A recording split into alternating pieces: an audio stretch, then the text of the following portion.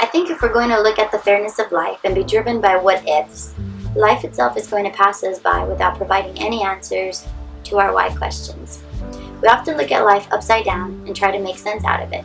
Sure, we start where we start, yet the common mistake we often make is progressing yet remaining at the start. Sure, we can tell ourselves that we're progressing, yet what determines our progress is the same thing that determines our start. A possible start for an artist may be his sketches, yet progress is determined by whether those sketches will come to life and speak for themselves, or whether they will remain as sketches and pile against one another. Creating more of something doesn't make it progress. It just makes it routine, which can in turn reflect the fear of progress. And then I wrote, don't pile up your life, yet progress with it. I wrote this specifically for myself because there was a point where I was trying to figure out, what the heck am I doing? I graduated college 2 years ago, and those 2 years after college flew in a way that I had never thought or imagined possible. And within the last year, I've been questioning, I've been thinking, I've been down, I've been sad. I was in this little hole, let's say. I was in this black hole where it was just recurring negative thoughts. And as much as I tried to get out of that hole, I remained in it. I think as much as I was trying to get out of it, I was digging it even deeper, and I was remaining in it, which is cool, I guess, but it sucked because I couldn't find a way to get out of it. And I was like, you know what? I'm going to do this, I'm going to do that, I'm going to do this. And then the next day would come and I'd be like, I don't want to do this, I don't want to do that. I never promised I was going to, it's not going to happen. And I saw it taking a toll on me. I would go on Instagram, I would go on Facebook, and I would see my friends doing such great things in their life. And I was like, dude, why am I not there? Why am I not doing this? Why am I not doing that? And I slowly but surely learned that every single person has their own journey.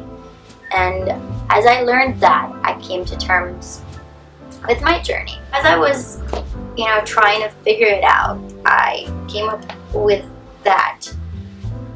But I just read, and to be honest, it kind of gave me peace, because not only did it kind of force me to, if you want something, you have to push and you have to go for it, but it also, in a way, showed me that it is okay to sometimes be stuck. It's easy for us to look down on ourselves, especially with this whole Instagram thing, when you're scrolling and you see all these incredible people doing incredible things, whether it be being fit as heck, which I'm not, or doctors or psychiatrists or psychologists. And it's really easy to look at that and be like, dang man, what am I doing with my life? I'm working a 9 to 5 job or whatever it is, or I'm sitting at home being a couch potato, eating potatoes, whatever it is. I think it's become so much easier for us to judge ourselves based on Instagram, based on Facebook, and I think every single one of us is a work in progress, and I love that. If you put Instagram down, if you just put it down, I assure you that you will be the best version of yourself. That's what I'm trying to do. And I've had friends, and I myself, who have just questioned it, who have looked at life and been like, dude, what the heck? I'm not where I want to be. I had this goal and I wanted to be here, but I'm not. And look at this person, they're there. I've gone through that so much. But I've learned that, you know what? God is not done with me. I'm still a work in progress. I'm going to come out greater and better than I was before. And one thing I've learned, one of our biggest mistakes, I think, is the fact that we try to compare ourselves with other people. And I've learned not to do that. Not only do we compare ourselves with other people, but we also tend to compete with other people. And I've learned throughout these 2 years specifically to just compete with myself.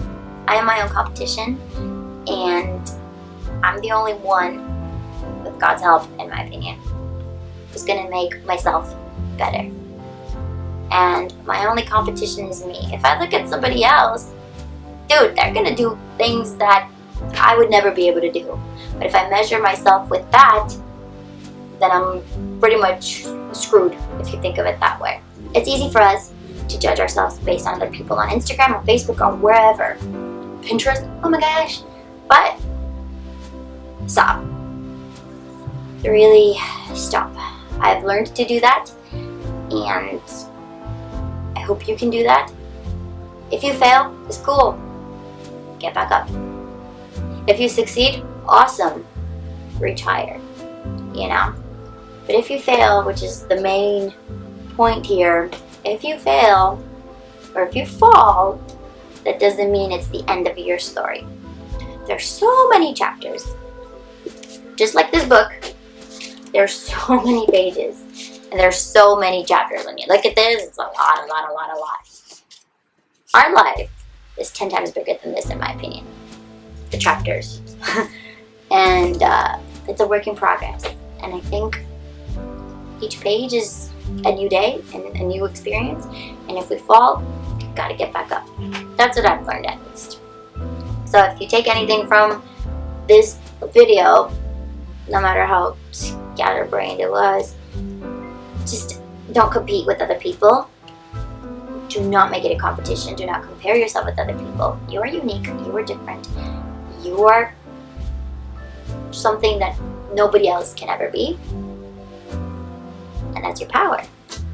And use it to guide you in the right direction. Use it to help you get up when you fall. And use it to love the heck out of yourself. Because if you don't, nobody else will. And that's the truth. Alright, I've rambled enough. Hope you have a wonderful day. Love yourself. Even if it takes for you to look in the mirror and say, you know what, I love myself. I love you. There's a mirror behind this, so I'm just talking to myself. I love you. I love you. Even if you have to do that, you do that. Okay? Alright. Bye guys. I love you guys very much. Bye.